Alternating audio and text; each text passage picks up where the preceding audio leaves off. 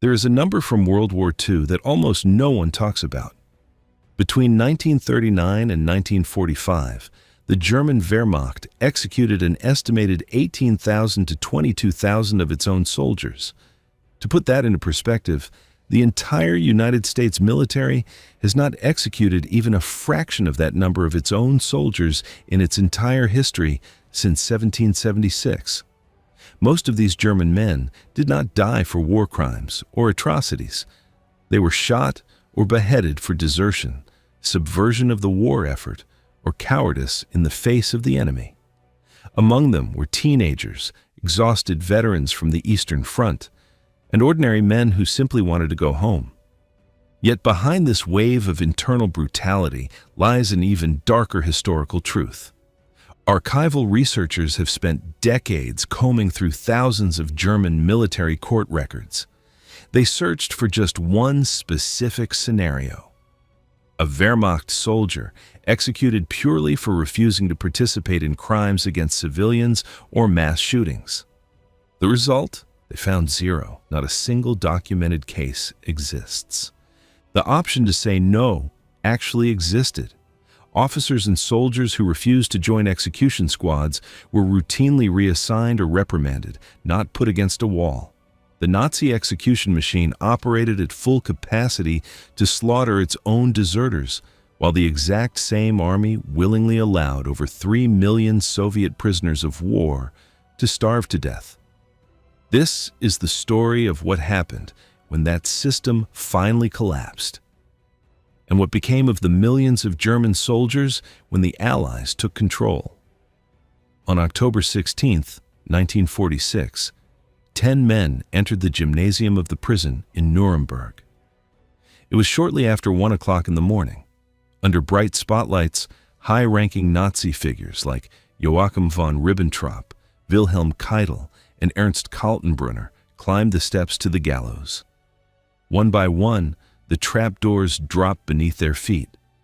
For the global public, Nuremberg was the ultimate symbol of law and order, the clean, triumphant image of a just reckoning with evil. But that courtroom in Nuremberg was only the tip of the iceberg. When the war ended in the spring of 1945, there were no spotlights, no defense lawyers, and often no law in the traditional sense out in the field. For the hundreds of thousands of German soldiers who raised their hands, survival depended on pure, brutal chance. Who captured you? Where were you standing? And how deep was the hatred of your captors? To understand how fast moral boundaries collapsed at the front, you have to look at April 29, 1945. American soldiers of the 45th Infantry Division approached the Dachau concentration camp expecting a military position, a standard firefight. Instead, on the campgrounds, they came across 39 freight cars. Dried blood, the nauseating stench of decay, packed with emaciated corpses. As they passed through the camp gates, they met the surviving inmates walking skeletons behind barbed wire. What happened in the following hours became one of the most intensively investigated incidents of the final days of the war. Driven by sheer horror and uncontrollable rage, American soldiers, together with liberated prisoners, turned their weapons on the SS guards. Dozens were lined up against a brick wall in the coal yard and cut down. Others were beaten to death with shovels by inmates or shot as they tried to flee. Official U.S. Army investigations later spoke of about 35 to 50 killed SS guards. Decades later, a veteran claimed in his memoirs that the true number was over 500.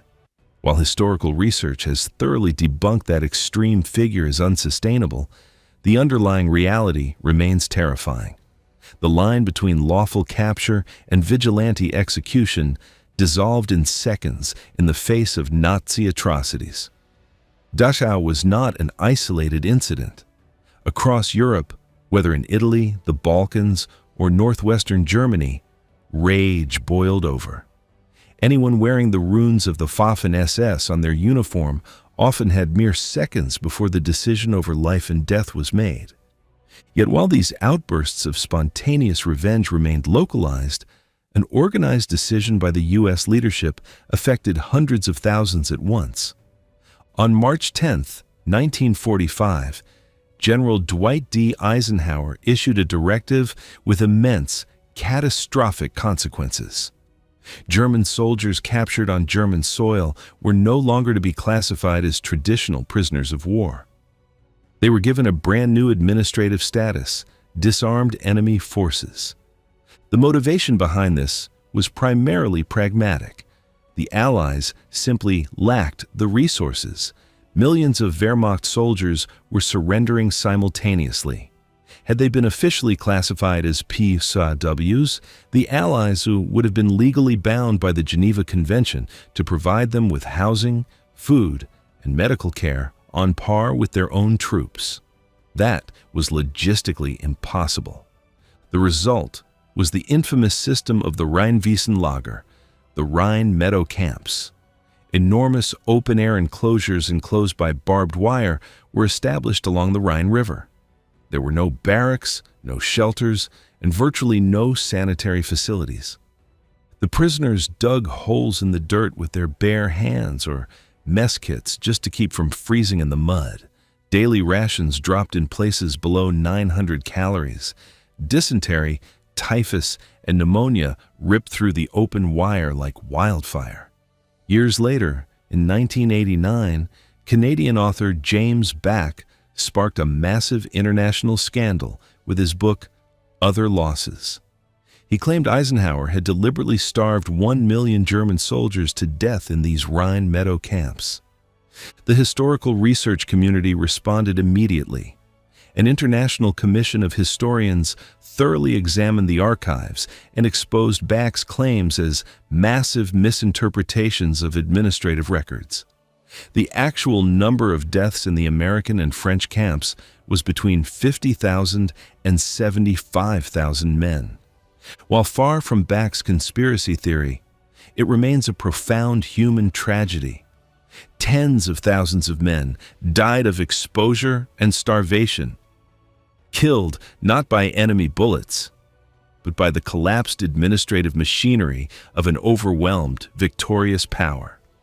Looking back at the end of the Second World War, we do not see a single uniform narrative. We see a chain of extreme, haunting contrasts. On one side was the planned, methodical legal processing. Between 1945 and 1951, the Allies executed nearly 500 convicted war criminals in the U.S. zone alone. Concentration camp commanders, Einsatzgruppen officers, and doctors who had conducted lethal human experiments. This took place after formal legal trials, complete with defense attorneys, evidence collection, and appeals. On the other side was the raw reality on the ground. Men shot where they surrendered, open-air camps turned to mud graveyards in the freezing rain, and a German military machine that hanged its own soldiers for the smallest infractions until the very last day, while systematically destroying millions of foreign prisoners at the exact same time. The fate of captured German soldiers demonstrates what happens when a war ultimately dissolves every legal and human standard. Administrative pen strokes claimed human lives just as effectively as spontaneous acts of vengeance outside the gates of concentration camps. And the regime that had sent these millions of men to war proved to be its own most ruthless executioner until the absolute end. If tens of thousands of German soldiers were executed by their own state and hundreds of thousands suffered in captivity, what did that mean for the families left behind in the ruins of Germany?